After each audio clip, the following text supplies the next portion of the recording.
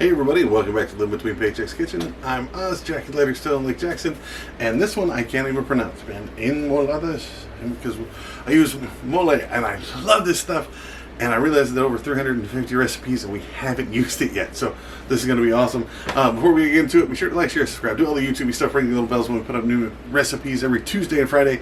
Also, there's a link down the doobly-doo for our merch, and let's just get into it. This is going to be great. Mostly I'm in a hurry because I'm hungry. I get to eat this. Yeah. Alright, so looks like a lot of stuff. It is, but it's some. You're gonna need some butter or some oil. I use butter, but just whatever you got. You want an onion, you're gonna slice up half of it, and the other one you're gonna leave for rings. Cheese, not a lot of cheese, it's like half a cup. That's just what I have for sharp cheddar. Use whatever cheese you want. Chicken, now it just called for like one chicken breast, but I'm going to use 1.5 pounds, mostly because I got them for cheap, and that fits in our budget. Now you're going to tortillas, like you can use corn or flour if you want, but the thing calls for corn. My hands don't handle them really well, but we're going to see. And then you want some of this mole sauce, this box brand stuff. You can make it yourself, but this is how we do it on a budget. And cilantro. Now again, apologies to my people that have the soap gene that makes it taste like soap, but this is what we're going to use. It's mostly just to put on top, give it a little bit of flavor. We're not going to use that whole thing. So first things first, we're going to have to cook this chicken, but we're going to have to shred it. So easiest way to do it is if it cooks better, if it's in smaller pieces. I just split each piece of this split breast, but you can cut it into smaller pieces, whatever, but it's just easier to shred if you cut it once, put it in there. So get you a decent sized thing, put it in a skillet, I guess this would be the thing. Tablespoon and a half of butter or oil, whatever you're going to use. Put it on medium high, right? Let that start to melt down or start to get warm if it's just the oil, and then put your chicken in. We're going to let this brown on both sides because we're going to heat it up later and mix it with all our other stuff that we're going to cut, like our onions and whatever, but it's not going to cook any further. So go ahead and cook it when it's brown, and wash your cutting board and your knife because it had raw chicken on it. Alright, so now that this is starting to white, I just go ahead and keep it from curling. As soon as it starts getting white or gray on one side, I'll turn it before it starts browning. These are browns, it curls up. So just flip those all over. Now your onion, cut it right down the middle. Now I think the original recipe called for like 1/4 of an onion, whatever. So I kind of got close. So be sure to get all your skin off of this. All that, onion, papery, skin stuff off the outside. And then cut that papery nipple looking thing there. Just that's the top of the onion. That's just what it looks like. Or if you're using the other side, cut off the root part. Now you got this. We're going to cut this and just dice it back and forth, right? So get you a nice sharp knife. Again, shout out to Andy. Just cut it across one way. Watch your fingers while you're doing it. I'm not being safe in this video. I very much appreciate that, and I keep getting messages about it, so I apologize. Even when the cheese tries to get in on it, just cut it once, cut it the other way. Now your onion, your other half, you just need a little bit of it. So I'm just going to do one set of rings. Just cut it once, and then in the middle, just go ahead and pull those out and cut them, and then set the rest of that onion aside, and we'll use that later. Poorly, because my cameraman screwed up a little bit. So now that your chicken's starting to get brown, get you another small saucepan if you can. I try to do this while it's doing late. So you want 1.5 cups of the mole in it, but while it's browning. But if you don't have multiple skillets or multiple saucepans, just wait until the chicken's brown, pull it out, and then you can heat it up in there and set it aside. But I put this in my small cast iron, and then this is 1/4 cup, so I had to do it twice. So I said just 1.5 cups of this, so it's not the full package. So you want to find something to do with the rest of that. You want to put it in like a sealable container and put it back in your fridge until you're using it. All right. So while we're waiting on the rest of that to brown, I've already flipped it. It's brown on one side. Right? It took about 4.5 minutes or so to get it brown on one side. Then go ahead and let it start brown on the other side. Then get just a simple chop of the top of your cilantro here. We're not using the full thing, about half of it. Probably too much, mostly since we're just using this as an afterthought. We're not actually cooking or whatever. I just give it a chop or two across there, and then anything else that I'm chopping, it just catches it by accident.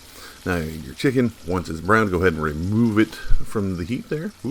Now add another 1/2 tablespoon of butter. Let that start melting down, and then add all the chopped onions that you did. Leave the rings out, but the chopped onion that you did earlier, go ahead and put it in there.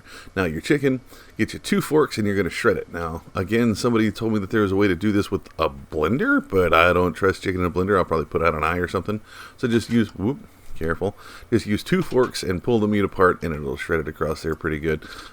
basically it makes it take up more room, so stretch it a little further, and easier to eat. If you go to bite into something like this and you don't have a knife or whatever, then it just pulls the whole meat out, and it's sad. That works for anything, fajitas, whatever. So shredding it always helps.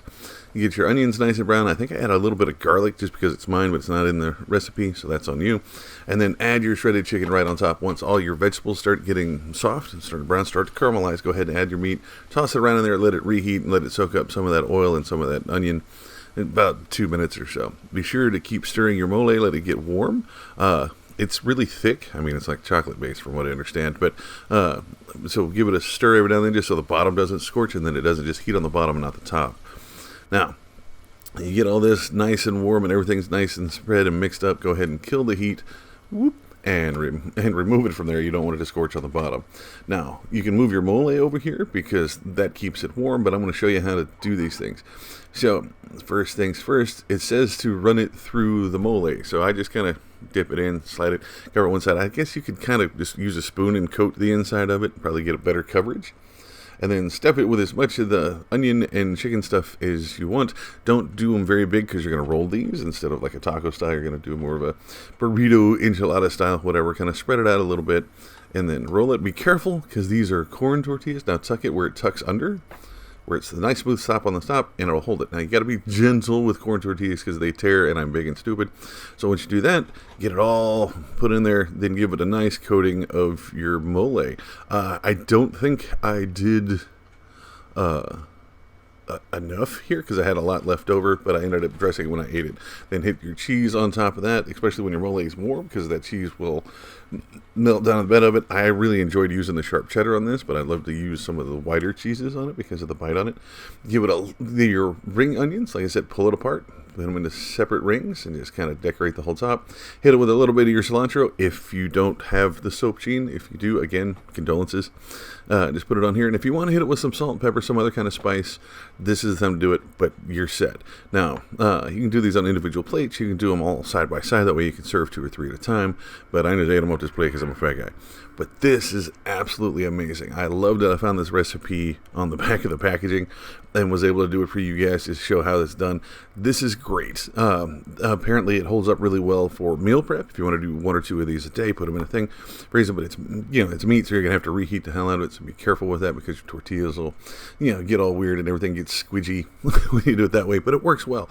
This feeds at least 4 people, especially if you're putting something next to it, like as a side or whatever. But this fed me at least twice, and I'm a great big fat guy, and this is well under our budget. Our most expensive part of this was the chicken. Obviously, I found it and got it for less than $5, so it really helped to do all the rest of this.